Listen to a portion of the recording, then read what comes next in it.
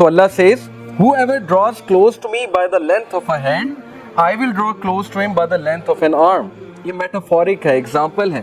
तुम एक हाथ के डिस्टेंस से मेरे करीब आओगे, मैं एक आर्म के डिस्टेंस से तुम्हारे करीब आऊंगा. यानी तुम एक स्टेप लोगे, अल्लाह ताला 10 स्टेप्स लेंगे तुम्हारी तरफ. स्टेप लेकर तो देखो, हम स्टेप भी नहीं लेते.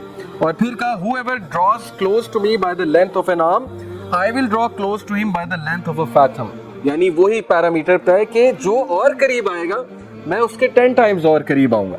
Whoever comes to me walking, I will come to him running. जो चल कर आएगा मैं दौड़ कर आऊंगा. Whoever meets me with enough sins to fill the earth, not associating anyone with me, यानी शिर्क ना किया हो, I will meet with him as much forgiveness. तो मैं उसको उतनी ही forgiveness के साथ मिलूंगा. तो ये अल्लाह की ज़ात है कि आप एक स्टेप लेंगे, अल्लाह ताला 10 स्टेप्स लेंगे. आप चल कर आएंगे, अल्लाह ताला दौड़ कर आएंगे. इसलिए ये गफलत में कभी ना आइएगा, ना ही इस हमाकत में कभी पड़िएगा कि मेरे गुनाह बहुत ज़्यादा हैं, या अब मैं क्या करूं अल्लाह ताला के पास जाके, हर चीज़ तो हराम है, वो हराम मैं करता हूं. तो स्ट्रेस में आके इंसान अल्लाह से ही बात करना छोड़ देता है, कहता है बस मैंने करना ही हराम है तो छोड़ो, अल्लाह ताला से क्या बात करे. तो ये हमाकत है, ये शैतान का बहुत ज़बरदस्त स्ट्रैटेजी है कि हमें अल्लाह से बदगुमान कर. तो बदगुमानी कभी नहीं करनी, और वो हदीस फॉलो करें कि रसूलुल्लाह सल्लल्लाहु अलैहि वसल्लम ने जो फार्मूला बताया कि follow an evil deed by a good deed. कोई गुनाह हो गया है, हुकूकुल इबाद में कमी हो गई है, या कोई पर्सनल सिन हो गया है, अल्लाह की हुदूद पामाल हो गई है, जो काम नहीं करना चाहिए था वो अकेले में कर लिया है, तो डिमोटिवेट नहीं होना, प्रोक्रेस्टिनेट नहीं करना,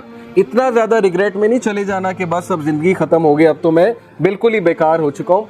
रसूलुल्लाह said follow a bad deed by a good deed, बस खलास, ताकि दिल पे वो काला धब्बा ना पड़े, जिसकी वजह से फिर ज़ाहिर है दिल बहुत डार्कन हो जाता है, फिर नेकी नेकी नहीं लगती, बुराई बुराई नहीं लगती. और ये हमने खुद फील किया है, एक दौर में बुराइयाँ बिल्कुल बुराई नहीं लगती थी.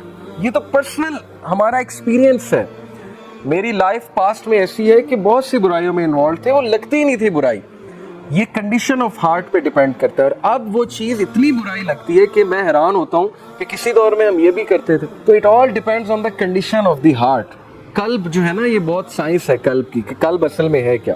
एंड देन अल्लाह सुब्हानहू व तआला सेड दिस हदीस is really should be our constitution. जो कोई हेयर आफ्टर के बारे में कंसर्न्ड है, अल्लाह will place richness in his heart, अल्लाह उसके दिल को गनी कर देगा. ब्रिंग हिज अफेयर्स टुगेदर, उसके मामलात को समेट लेगा. ये बहुत बड़ी बात है.